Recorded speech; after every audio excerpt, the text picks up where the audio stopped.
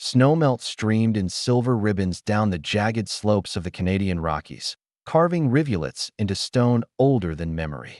Pine-scented air drifted through the valley, carrying the cries of unseen birds, and something heavier Hannah couldn't quite name.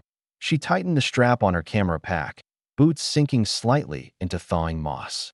Alone, hundreds of miles from any paved road, and days from the nearest ranger station, just the way she wanted it. Or so she kept telling herself.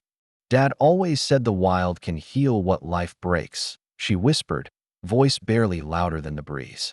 Or break you all over again. It had been a year since her father's accident, since grief hollowed out every city street, every familiar cafe. Here, in the hush of towering spruce and distant white peaks, Hannah hoped she'd remember how to breathe. Her mission sounded simple on paper. Capture raw, unedited footage of the region's elusive grizzlies. No drones, no teams, just one woman, a camera, and patience sharpened by months of planning. But as the light faded behind the mountains, shadows stretched like living things between the trees. A branch cracked somewhere behind her. Hannah froze, breath caught in her chest. Probably a deer, she told herself, though her pulse drummed doubt against her ribs. The camera weighed heavy around her neck, a lifeline and a responsibility. If anything went wrong, help would be days away. The price of real wilderness wasn't just danger. It was loneliness so deep it echoed. Setting up camp near a rocky outcrop, she knelt to adjust the lens, fingers stiff from cold despite her gloves. Pine needles brushed against the microphone, scratching like whispers. Then, somewhere beyond the tree-line, a low growl rolled through the dusk. Not close, but not far enough to ignore. Her breath clouded in the cooling air. She swallowed, scanning. The forest. Grizzlies are waking up, she thought. Better them than wolves. But part of her knew. The Rockies didn't care what she preferred. In the distance, a shape moved, small, dark, and alone. A bear cub. No sign of its mother. A chill deeper than the wind traced Hannah's spine. Cubs meant mothers, and mothers meant danger. But the cub was too far, almost at the tree line. Then the forest shifted again, silent shapes, gray and purposeful, slipping through the shadows like living mist. Wolves that Hannah's fingers tightened around the camera, breath caught. Between horror and instinct. Oh no, please no, she whispered, raising the lens. That frozen heartbeat. She didn't yet know. What she'd capture next would shock even the hardest cynic, and remind the world that mercy sometimes wears unexpected faces.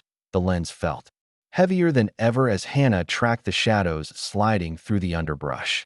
Wolves, 6, maybe 7, their coats blending almost perfectly into the half-light of the forest. They moved with chilling precision, flanking, circling, cutting. Off escape. The cub froze, tiny shoulders hunched, dark eyes wide as saucers. Alone, it looked impossibly fragile, for still baby fluffy in places. A deep, rumbling growl rolled through the clearing, low and unified, as if the forest itself had found a voice. The lead wolf, a broad-shouldered male with a white scar down. His muzzle bared yellowed teeth. No mother in sight, Hannah thought, pulse hammering in her ears. She must have been killed or driven off. Through the viewfinder, every detail sharpened. The way the cub's paws shuffled helplessly in the dirt, the way steam curled from the wolves' nostrils as they exhaled, the cruel confidence in their step. Nature was raw, impartial. Hannah had filmed predator kills before, mountain lions taking down deer, eagles snatching snowshoe hares. But this was different. This was deliberate. The pack was toying with the cub, testing it. Knowing it had nowhere to run, the cub reared on its hind legs, letting out a desperate, high-pitched bawl. It sounded less like a bear and more like a child crying out into the wind that Hannah's breath caught. The camera trembled in her grip.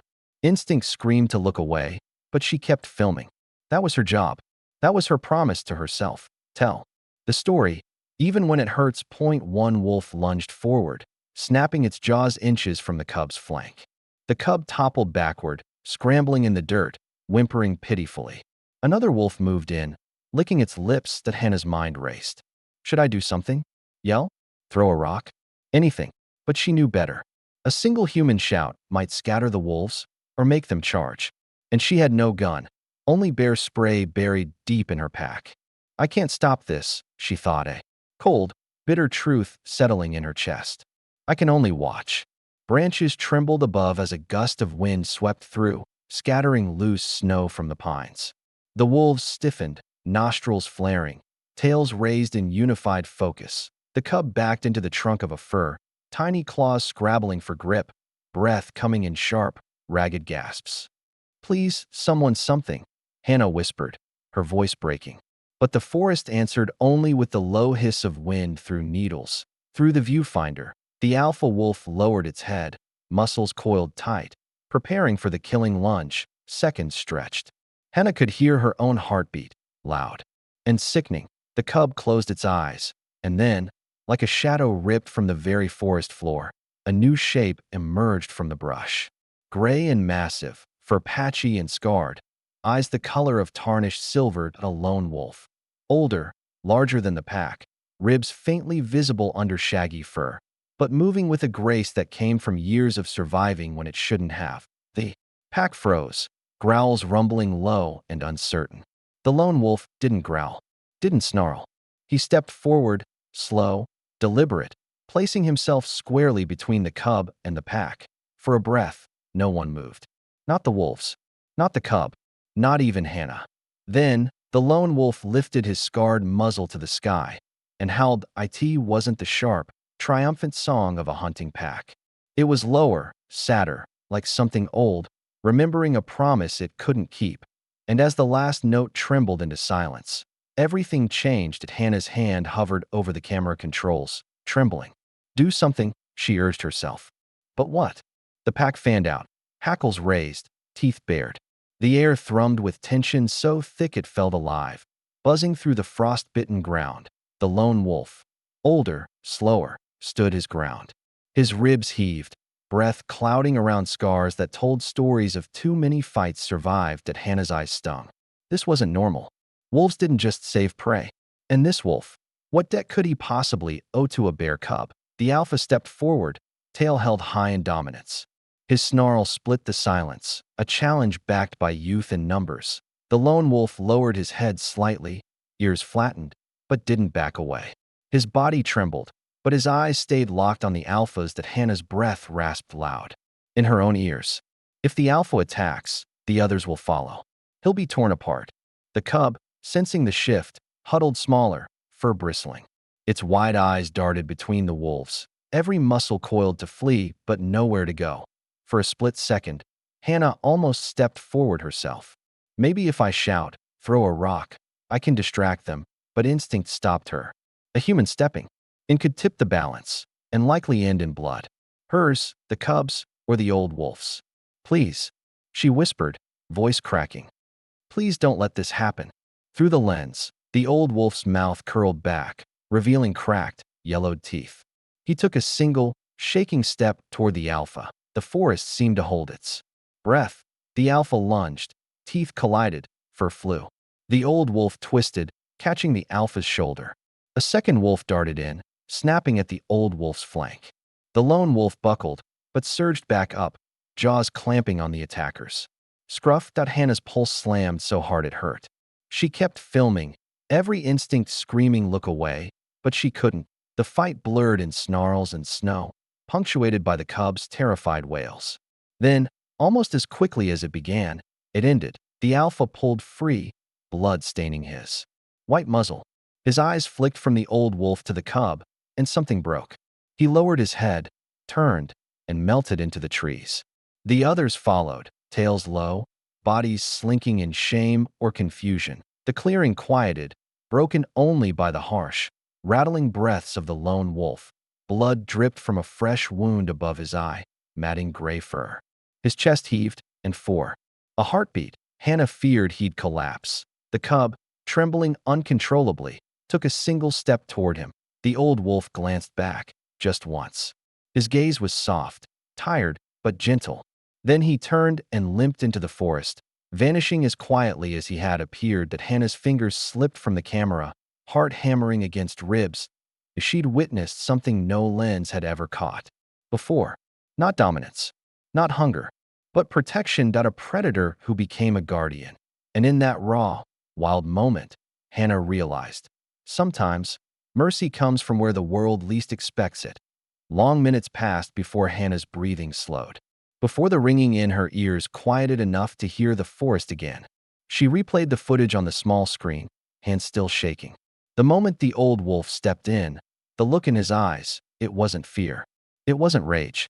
It was something older. Recognition? Memory? She couldn't name it. The cub stood, alone in the clearing now, sniffing the torn earth where the fight had ended. Tiny whimpers slipped from its throat, but its mother didn't appear. She's gone, Hannah realized, the thought sinking heavy as stone. Or too hurt to come. For a moment, she stepped closer, boots crunching overchurned snow. The cub froze, staring at her with wide, wet eyes that Hannah's breath caught. "I'm not your enemy," she whispered, but the cub turned, stumbled, and disappeared into the underbrush, following some ancient instinct that said, even kindness from a human can be deadly. The old wolf was gone. The pack was gone, and Hannah stood there, camera in hand, recording the emptiness left behind. "What did I just see?" she whispered. "Why?" The forest had offered no answer, only the sigh of wind through spruce needles and the fading warmth of day. She turned back toward camp, every step heavy. Her boots crunched through broken branches and patches of red-stained snow. The camera weighed differently now. Heavier. Fuller. It wasn't just a tool anymore. It was witness to something ancient and unexpected. Predator. Prey. Protector, she thought. Maybe they're not always different. Back at camp, Hannah knelt by the dying fire. The footage played on repeat on her laptop screen, colors flickering against her face as the night deepened. Each replay brought something new. The hesitation in the alpha's eyes, the quiver in the old wolf's legs, the helpless terror of the cub. Her mind drifted to her father, how he always told her predators weren't villains. They were survivors, shaped by hunger, weather, and wounds unseen. Dad would have understood, she whispered, blinking back tears. He'd have known why that old wolf stepped in. She remembered childhood stories of lone wolves who left their packs, not out of weakness, but to protect the bloodline from disease, starvation, or their own aggression. Maybe this old wolf had seen too much death. Maybe once, he'd failed to save his own. And when he saw the cub, he saw a chance not to fail again. The thought hit Hannah hard, stirring something she'd buried deep. Guilt. For not saving her father. For being away when the accident happened. Through tears, she whispered to the dark. "Pines, I'm sorry, Dad. I couldn't save you. But maybe I can show the world this." She set to work, fingers moving over keys despite the tremor in her hands. Cutting, splicing, adding nothing but captions. Witness what no human was meant to see. No music, no narration, just raw sound, snarls, whimpers, and that low, mournful howl. Before dawn, she uploaded it. Title, Wolves Attack Bear Cub. And you won't believe who saves it. And then, she waited. The sun rose over the Rockies, spilling gold over frost and stone. Hannah refreshed the video, heart hammering 10,000 views. Then 50, then 100,000. Comments flooded. In shock, wonder, gratitude, and debates about predator behavior. Wildlife experts reached out. News outlets asked for interviews. Some called it a miracle. Others called it proof of nature's complexity. One comment, though, made her pause. Maybe compassion isn't only human after all. She thought of the cub's eyes, the old wolf's scars, the pack's slow retreat, in a world hungry for simple villains. This story refused to fit the script. Days later, a ranger messaged her. They'd found tracks the cub had reunited with. An older female, maybe an aunt, maybe its mother after all. Alive, the old wolf's tracks, though, led away. Faint, meandering, until they vanished beyond a frozen creek. Hannah stared at the map, fingers tracing the dotted line. "You didn't do it to be seen," she whispered to the empty tent. "But you were seen. And because of that, the world remembered, if only for a moment, that even predators carry secrets we'll never fully understand." Months later, Hannah stood on a stage, footage playing behind her. The old wolf froze mid-frame, eyes soft despite. Fresh blood on his muzzle. "This," she told the silent crowd, "isn't a story about wolves and bears. It's about choice. About doing something kind, even when it's dangerous. Even when no one's watching." She paused, throat tight. We tell ourselves nature is cruel because it helps us forgive our own cruelty. But maybe mercy is as old as hunger. When the applause faded, she stepped down, heart pounding, not from nerves, but from something older. Hope that I in the wilderness. The lone wolf had vanished, leaving only tracks. But in his passing, he left something else, proof that sometimes, even in the coldest forests, the wild heart remembers how to be kind.